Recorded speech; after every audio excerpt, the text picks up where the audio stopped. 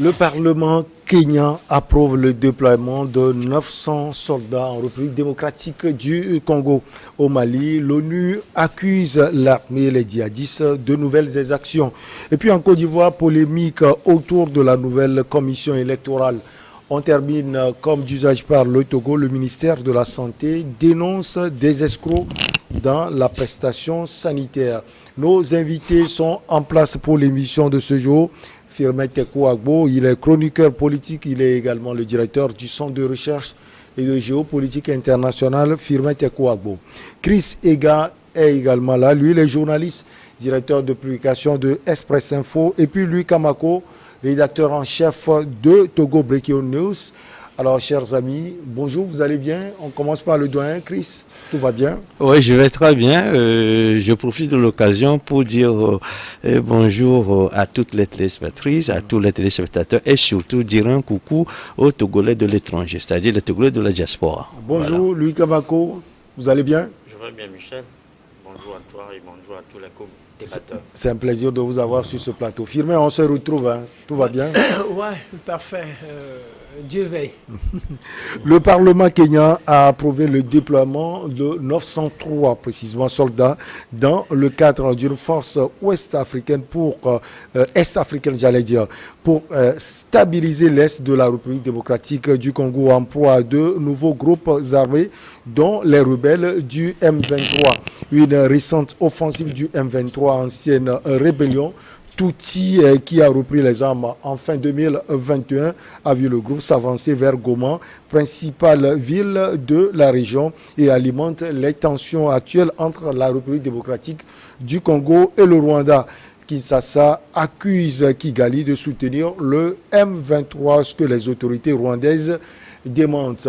On va analyser avec minutie ce déploiement du Kenya qui s'invite là-dedans, tout simplement. C'est ce qu'on peut dire.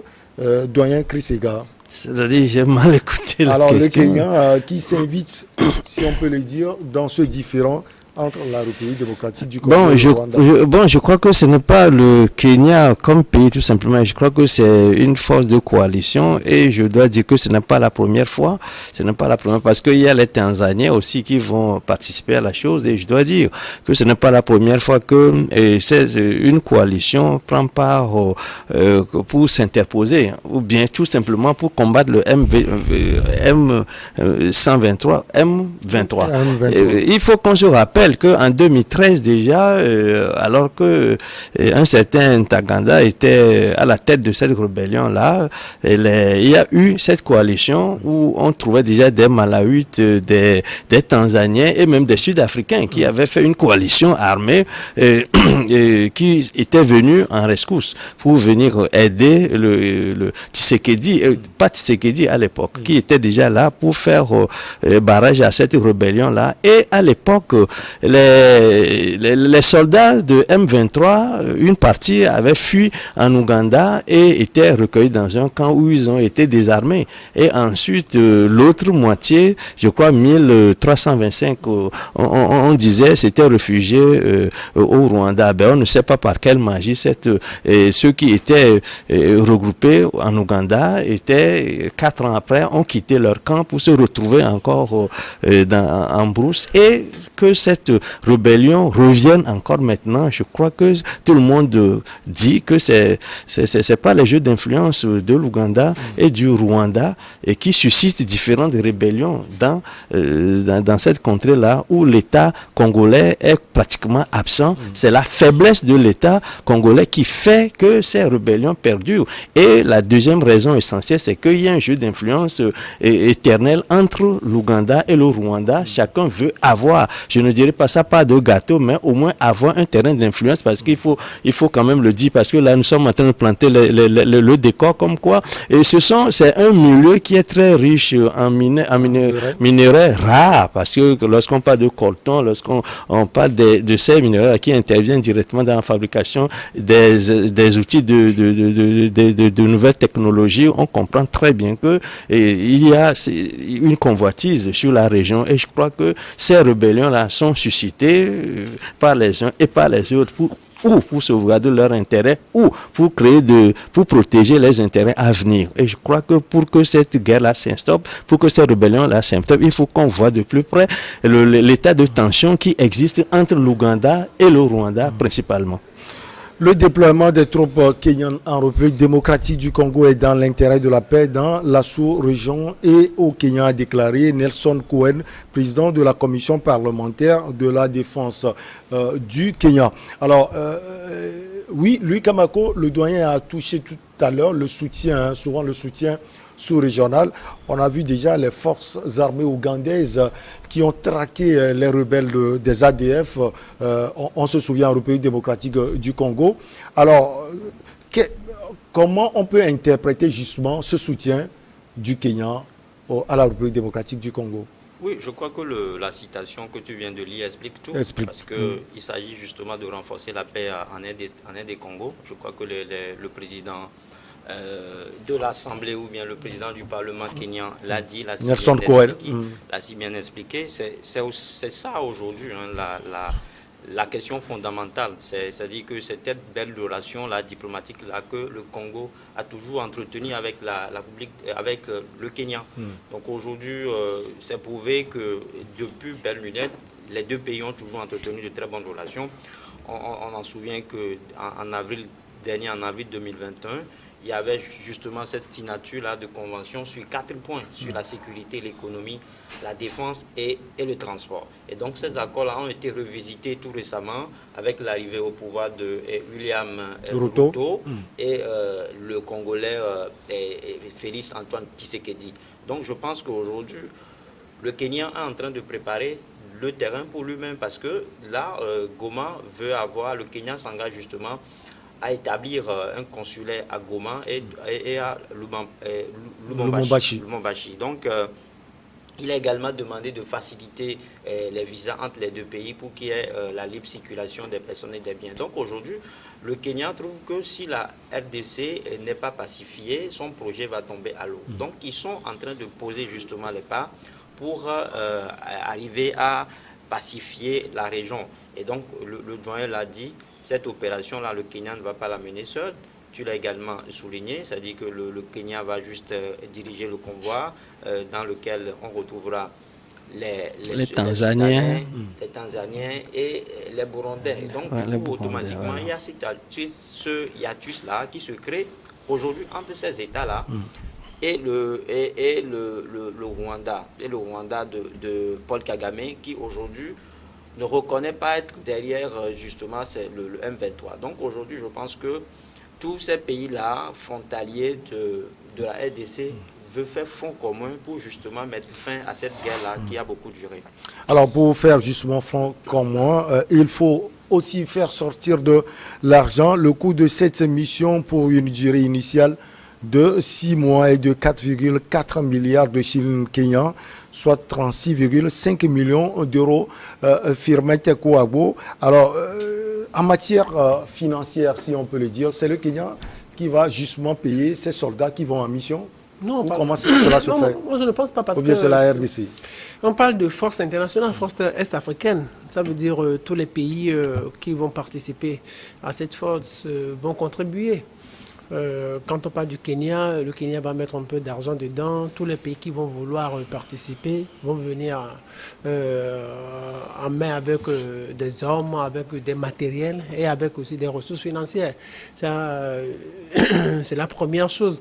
La deuxième chose, c'est qu'on voudrait que ce budget-là soit porté peut-être à 6 milliards à l'avenir. Et on fait déjà appel à une force internationale, ou non, à un soutien international, financier international. Moi, je me demande si les Occidentaux vont vouloir mettre de l'argent du moment où ce sont eux-mêmes qui sont compris de ce qui est en train de se passer là-bas.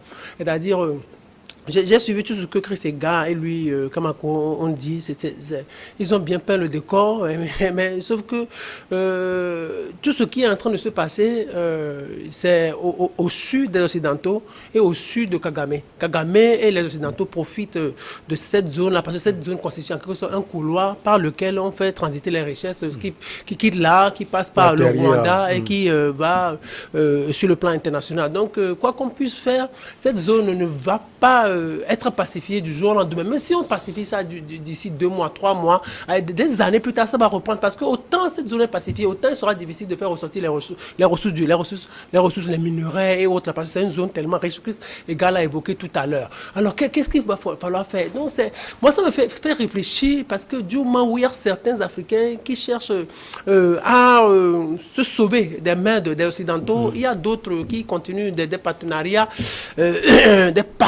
trop égoïstes avec les Occidentaux, parce que celui-là, le premier qui cherche à déstabiliser la zone, c'est Paul Kagame. Et Paul Kagame le fait, c'est un pion américain. Il est là pour les Américains, il est là pour les Occidentaux, même s'il montre un autre visage sur le plan international. On sait qu'il est là pour les Américains. On cherche un soutien international. Vous vous rappelez la force multinationale mixte qui a été mise en place. C'est une force africaine qui a été mise en place dont la capitale est N'Djamena pour combattre les terroristes. On avait demandé à ce que les Occidentaux mettent beaucoup d'argent dedans. La Grande-Bretagne seule avait accepté de mettre un peu d'argent dedans, mais les autres puissances ont refusé parce qu'on ne voudrait pas que le terrorisme prenne fin, comme je le dis toujours. Vous voulez parler du G5 Sahel au niveau... Oui, même le G5 Sahel, c'est ça même qui a suivi. C'est ça qui a été la deuxième force. Mais regardez, le G5 Sahel ne fonctionne toujours pas. On a demandé, les Occidentaux même avaient promis beaucoup d'argent pour intensifier les actions. Mais cela ne se fait pas. Mais ça ne se fait Par pas. contre, on voit le soutien à l'Ukraine. On voit le soutien à l'Ukraine, on met beaucoup d'argent. Regardez tous ces milliards de dollars qui ont été déversés en Ukraine parce qu'on veut nourrir la guerre. Ici, parce qu'on ne voit pas trop d'intérêt, parce qu'on voudrait que la situation reste comme ça, autant ça reste comme ça, autant ça leur profite. Donc, quoi que les Africains soient en train de faire ou de mener comme la réflexion, ça ne marchera pas trop. Moi, c'est pas que je suis sceptique, mais ça ne marchera pas trop parce que nous sommes toujours téléguidés par les Occidentaux. Alors, Chris Ega, on veut comprendre un aspect de ce sujet.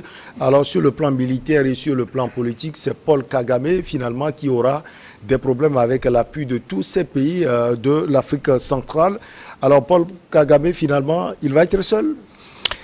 Mais je crois que, avant de venir à cette question, je dois dire, pour réagir à ce que Firmin Teko vient de dire, qu'on ne peut pas tout simplement réduire le contentieux, le problème de sécurité qu'on vit dans là-bas en RDC seulement à la volonté du Rwanda soutenu par les Américains, comme ils le disent. Parce qu'il faut, je l'ai dit tout à l'heure, il faut quand même évoquer aussi ce jeu d'influence qui a toujours cours dans cette partie de la RDC. Parce qu'il faut ajouter par ailleurs que, vous savez, récemment,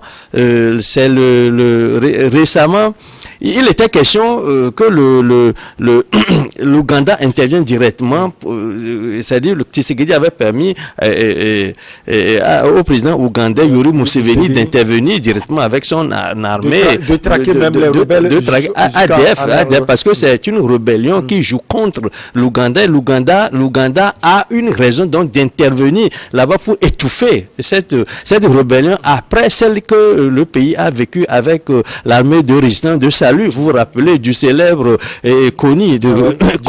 Voilà, donc vous comprenez que cette partie, parce que l'État congolais est très faible, il y a une vacuité d'État congolais, est une partie qui est minée par des rébellions et des rébellions qui se servent, qui se fournissent en minéraux et qui font cette guerre-là, qui financent cette guerre. Donc récemment, le Tshisekedi a encore permis à l'Ougandais, à Yoweri Museveni, de tracer une route qui va de l'Ouganda jusqu'à Kinshasa, et cette route-là va passer par aussi Goma, et le Rwanda a pris la chose comme un casus belli, en ce sens que lorsqu'il y a cet axe-là entre l'Ouganda et Kinshasa, c'est qui sont en train de marginaliser ou bien ils sont en train de cerner Rwanda, qui est un petit pays qui est comme une verrue au flanc de la montagne. Vous comprenez très bien que les jeux d'influence dont je parle, chacun cherche à endiguer l'autre, surtout pour tirer meilleur profit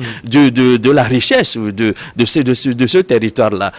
Et ce que je voudrais dire par ailleurs, c'est qu'il dit comment faire. Et je voudrais réagir à la question qu'il pose en disant que il y a au moins trois facteurs essentiels qui soutiennent le développement d'un pays. Il y a l'économie, bien entendu, il y a la diplomatie, mais il y a surtout l'armée. Et ce sont sur ces trois piliers-là que, par exemple, la Chine s'est fondée pour avoir sa puissance économique. Quand on prend les États-Unis, c'est pareil. Quand on prend la Russie, toutes les grandes nations qui veulent se développer économiquement veillent d'abord à avoir une armée forte, parce que c'est cette armée qui est une force de dissuasion qui fait en sorte qu'il n'est pas déstabilisé. Et vous comprenez très bien que, alors que la solution que moi je voudrais proposer par ailleurs au Congo-Kinshasa, c'est que l'armée soit une armée républicaine, une armée forte. Il faut que Tshisekedi, qui est l'actuel président, investisse de façon à renforcer son armée, à faire en sorte que l'État soit présent dans tous les compartiments de la RDC. Si on laissait cette partie du Congo sans force de dissuasion, je crois que l'errement va se poursuivre, le conflit va se poursuivre et l'insécurité va se poursuivre. Alors l'investissement militaire, on le voit depuis quelques jours, avec déjà l'appel du président Félix Antoine Tshisekedi à tous les jeunes qui ont été même enrôlés dans l'armée congolaise. Ils ont commencé à aller au front. On voit également les militaires, surtout des avions congolais, qui frappent des zones d'influence des rebelles du M23. Et puis avec ce déploiement, même question à vous, finalement le Rwanda risque d'avoir de sérieux problèmes. Oui, moi je veux répondre par l'affirmative, contrairement à ce que Fimet disait. Moi je reste un peu optimiste, hein, parce qu'il y a cette coalition de forces là qui justement va faire barrière à Paul Kagame. C'est vrai qu'il a si bien dit que Paul Kagame aujourd'hui reçoit le soutien de la communauté internationale, ça tout le monde sait. C'est ce qui fait que depuis là, il arrive toujours à damer les pions à l'armée congolaise, et jusque-là, la guerre continue, il entretient bien la guerre de l'autre côté. Mais je pense que sur la question du financement, ça en vaut la peine, parce qu'au grand remède, la région en question est une région, la zone est une région immensément riche. C'est ce qui fait que aucun des deux pays ou bien aucun des présidents ne veut lâcher prise. Tout le monde veut à coûte que coûte avoir cette zone-là. C'est ce qui fait que la guerre continue. Donc, aujourd'hui, on parle de 36 millions d'euros justement pour qu'on va mettre à la disposition de 900 soldats kenyans qui seront appuyés par l'armée burundaise, l'armée soudanaise. Et je pense que c'est un investissement qu'il faut justement pour parvenir à mettre fin à cette guerre-là. Maintenant, Tshisekedi, tu l'as dit, a mobilisé les fonds, il ne continue pas à mobiliser. Mais est-ce que aujourd'hui, tous ces fonds-là sont mis à la disposition des variants citoyens? C'est la question qui se pose, parce que la zone en question, il y a de l'insécurité, les gens se déplacent énormément, et ce qui fait que la vie n'est pas du tout facile là-bas. Maintenant, je me dis, ce qu'il faut, c'est justement d'arriver à soutenir cette armée-là pour que cette guerre-là prenne fin finalement. Allez, on va marquer la petite pause. On revient pour la suite avec vous, chers invités et chers amis, toujours branchés.